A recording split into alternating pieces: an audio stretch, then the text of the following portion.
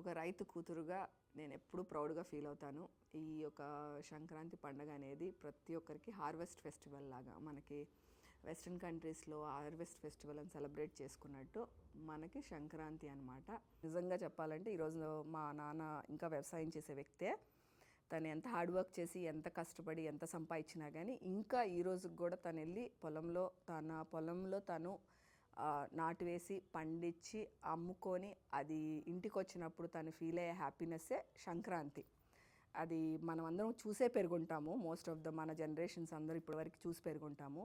ఈరోజు నా పిల్లలు కానీ నెక్స్ట్ జనరేషన్ వాళ్ళు ప్రతి సంక్రాంతికి మోస్ట్ ఆఫ్ ద టైం అమ్మమ్మ తాతయ్య నానమ్మ తాతయ్యల దగ్గరికి వెళ్తారు.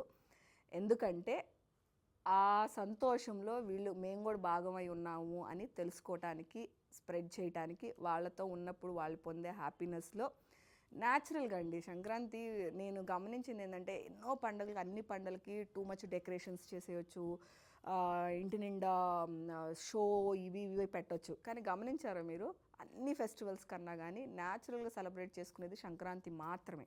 ఎందుకు తెలుసా? చాలా భూమికి దగ్గరగా చెరుకు గళ్ళతోనూ, లేకపోతే పొయ్యి పెట్టి పాయసం కానీ మనము వండుకునే ప్రసాదానికి కానీ, ఏదైనా ముగ్గులు కానీ, గొబ్బెమ్మలు అన్నీ ఏదున్నా మనకి మట్టిలో నుంచి వచ్చే వాటితోనే న్యాచురల్. దాన్ని ఏం హైప్ చేసి ఆర్టిఫిషియల్స్ వాడటానికి దాంట్లో ఏమీ లేదు.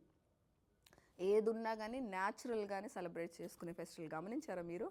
సో ఏంటి, భూమికి ఉన్న పవర్ అంటే ఎన్ని తరాలైనా కానీ ఒక రైతు కష్టపడిన దానికి మనము ఎవ్రీ ఇయర్ పాస్ ఆన్ చేసుకుంటా మనతో క్యారీ చేస్తున్నాం. రైతులకి వచ్చే డబ్బుల పరంగా చూసినా, వేరే బిజినెస్లు వేరే జాబులు చేసినప్పుడు వచ్చే ఫైనాన్షియల్ దానికన్నా కానీ వాళ్ళకు వచ్చే సపోర్ట్ తక్కువ కాబట్టి. కానీ చాలా ప్యాషన్తో చేస్తారండి, చాలా హార్డ్ వర్క్తో చేస్తారు. వాళ్ళకి ఇయర్ మొత్తం మీద వచ్చేది ఇంతే, కానీ చాలా చాలా ఎంజాయ్ చేస్తారు.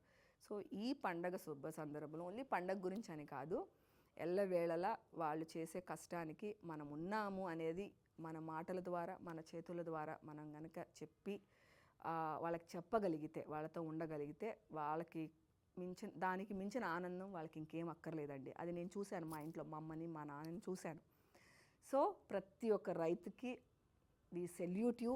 మీరు ఇచ్చిన జీవితమే ఇదంతా. ఈరోజు మేము ఏ పని చేసినా కానీ, మీరు ఎక్కడున్నా కానీ, మీ సంతోషం, మీ ఆరోగ్యానికి మేమందరం మనస్ఫూర్తిగా కోరుకుంటా ఈ సంక్రాంతిని ప్రతి ఒక్కరు, ఓకే, బిజినెస్ చేసేవాళ్ళు కానీ, ఎక్కడ ఉండేవాళ్ళు కానీ మనస్ఫూర్తిగా వాళ్ళ కోసం మంచి ఆరోగ్యం ఇవ్వాలి అని కోరుకున్నాం, ప్రతి ఒక్క రైతు కోసం. ఓకేనా? వాళ్ళు ఇంకా పల్లెటూరులోనే ఉండే మనం వాళ్ళకి వ్యవసాయం చేయాలి. ఎందుకంటే వాళ్ళు సిటీలోకి వచ్చి వ్యవసాయం చేసే ఇది ఉండదు కాబట్టి, వాళ్ళు ఎక్కడున్నా కానీ ఆనందంతో ఎల్లప్పుడూ ఉండాలని కోరుకుంటూ ఈ యొక్క సందర్భంలో మీ అందరికీ భోగి శుభాకాంక్షలు అండ్ మరియు సంక్రాంతి శుభాకాంక్షలు అండి.